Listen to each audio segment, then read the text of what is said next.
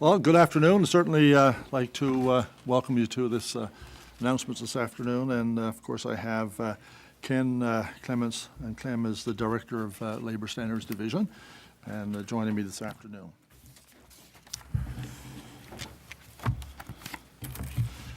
First of all, I'm pleased to inform you today of the amendments to the Labour Standards Regulations to establish a new model to determining the increases to the minimum wage and the date that such increases will occur.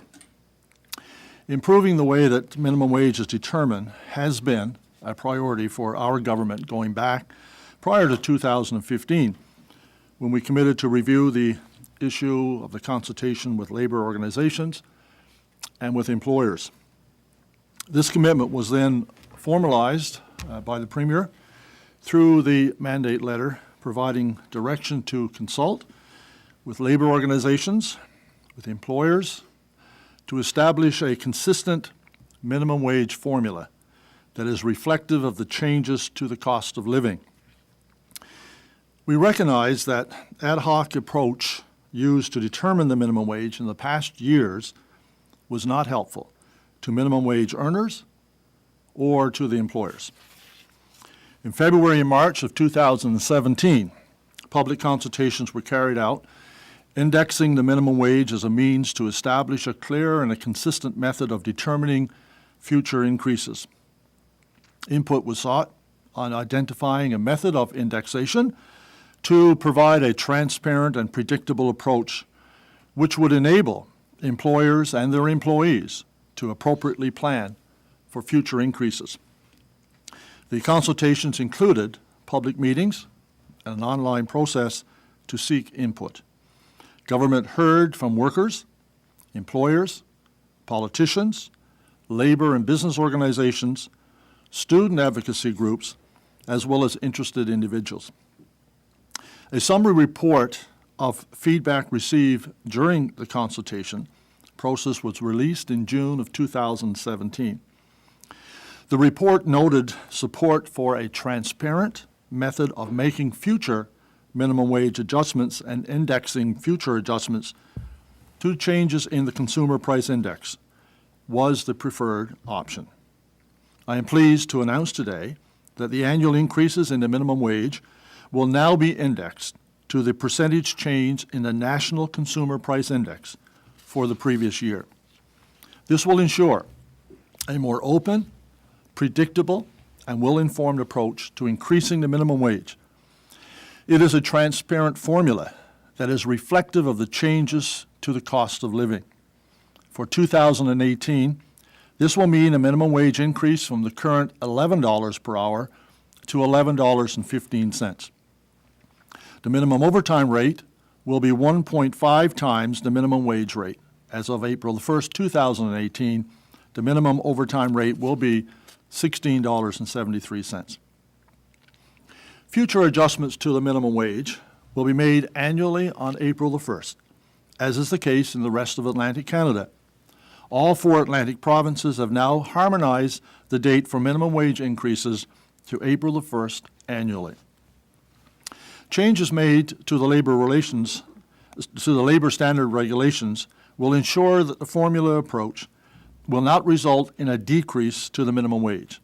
If the percentage change in CPI is such that it would result in a decrease to the minimum wage, the rate will not be adjusted and will remain set at the minimum wage for March the 31st of that year.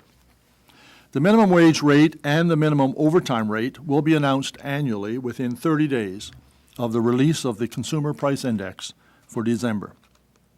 As noted, indexing to the percentage change in the Consumer Price Index provides an open and transparent method for determining the minimum wage. Here's why. Data is readily available on a monthly basis from Statistics Canada and can be easily viewed by business, labor organizations, and employees. Indexing will provide employers and employees with advance notice, giving them predictability, certainty, and the ability to incorporate planned increases into their business and to their budgeting processes. We are all aware of the discussions and the debates stemming from recent minimum wage increases in Ontario and Alberta. There are some who believe that the only appropriate increase to the wage is to $15 an hour. Others contend that such an increase is unsustainable and will result in job losses. Any time that we increase the minimum wage, we must look at it from the perspective of both the employers and the employees. We have to balance the needs of workers and the ability of employers to pay, which is particularly important under current economic conditions. Our responsibility is twofold: to make sure those who earn minimum wage see increases that help them keep pace with the cost of living, and to ensure that businesses can continue to operate and remain competitive for the benefit of all Newfoundlanders and Labradorians. Our government is sensitive to the needs of low-income and other vulnerable populations. We remain committed to improving the strength and the resiliency of Newfoundlanders and Labradorians and of our communities. The new model to determine the minimum wage rate complements the actions in the way forward to encourage private sector job creation and economic growth. It will provide consistency. It is predictable, and it will allow everyone, employees and the business owners alike, to better plan for the year ahead. In closing, I would like to thank everyone who participated in the public consultations on this important topic.